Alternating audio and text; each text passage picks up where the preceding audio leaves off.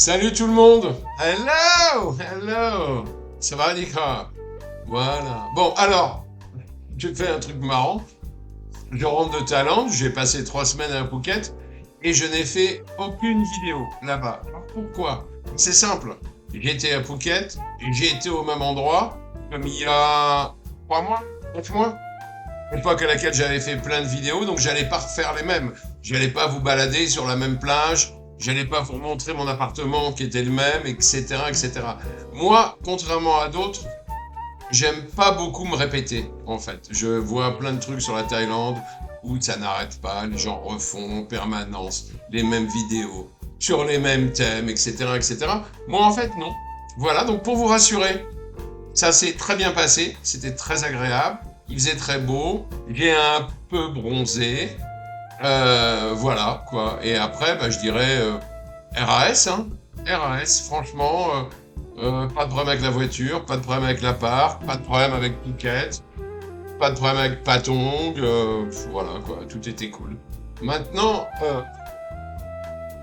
c'est vrai que ce qui m'a arrêté aussi, c'est de regarder de temps en temps des vidéos sur YouTube qui traitent de la Thaïlande et où j'entends tellement, mais tellement de bêtises et où je sens tellement de malhonnêteté. Alors, qu'est-ce que j'appelle la malhonnêteté? Je vous donnerai un exemple précis après. Alors, la malhonnêteté, en fait, c'est que tous ces YouTubeurs, en fait, qui visiblement essayent d'en faire leur métier, et ben du coup, ils cherchent à monétiser leur chaîne. Donc, ils ont besoin de créer du contenu, du contenu, du contenu tout le temps, quitte à dire n'importe quoi, quitte à traiter des sujets pas intéressants, quitte à se répéter en permanence. Mais parfois, franchement, je trouve que ça frôle la malhonnêteté. Alors, un exemple précis. J'ai regardé une vidéo, bon, un youtubeur, une youtubeuse d'ailleurs, que je ne nommerai pas, qui dans sa dernière vidéo conseille aux gens qui auraient comme projet de venir s'installer en Thaïlande de faire une formation en anglais.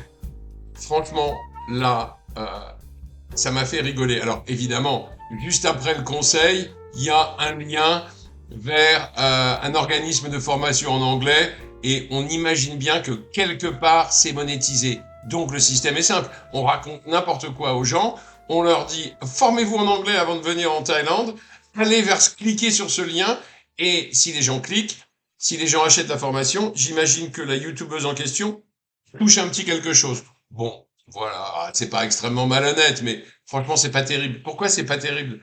Bah, parce que se former en anglais, sauf si vous êtes totalement nul, c'est-à-dire si vous ne parlez pas un mot d'anglais, mais sinon, se former en anglais avant de venir en Thaïlande ne sert pas à grand-chose. Pourquoi ça sert pas à grand-chose?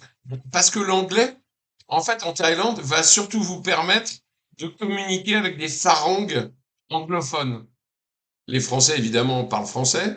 Maintenant, après, tout ce qui va pouvoir être américain, australien, mais même, je dirais, russe, chinois, etc., la langue internationale pour discuter avec ces gens-là, c'est l'anglais. Mais j'imagine bien que si vous venez en Thaïlande, c'est peut-être parce que vous vous intéressez aux Thaïlandais.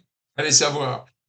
Et là, honnêtement, le niveau des Thaïlandais en anglais étant très limité, l'anglais ne va pas vous servir à grand chose pour communiquer avec les Thaïs, sauf peut-être dans certains milieux, je dirais, peut-être un peu supérieurs, très éduqués, mais franchement, si vous allez au marché, si vous allez dans les bars, dans les restaurants, dans la rue, paragouiner l'anglais suffit amplement. Vous n'avez pas besoin de faire une formation, encore une fois, sauf si vous partez de zéro, voire en dessous, mais si vous parlez quelques mots, vous vous débrouillerez très bien.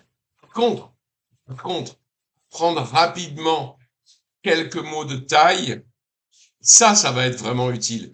Et vous allez voir qu'en mélangeant l'anglais et le thaï, vous allez parler une langue magnifique qui s'appelle le thaïglish, mais qu'en fait les Thaïlandais qui parlent anglais un peu parlent. Voilà, c'est un mélange, c'est un mélange. Donc moi, ce que je conseille, oubliez la formation en anglais, surtout si elle est payante. Vous avez vraiment besoin d'un anglais basique pour vous débrouiller. Par contre, faites un effort en taille rapidement. Apprenez quelques mots, quelques phrases. Parce qu'en plus, Les Thaïs vont beaucoup apprécier que vous faisiez l'effort de parler leur langue. Les Thaïs n'apprécient que très moyennement les gens qui ne parlent qu'en anglais.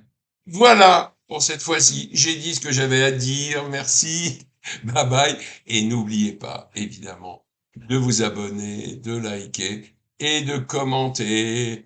Mouah, à bientôt.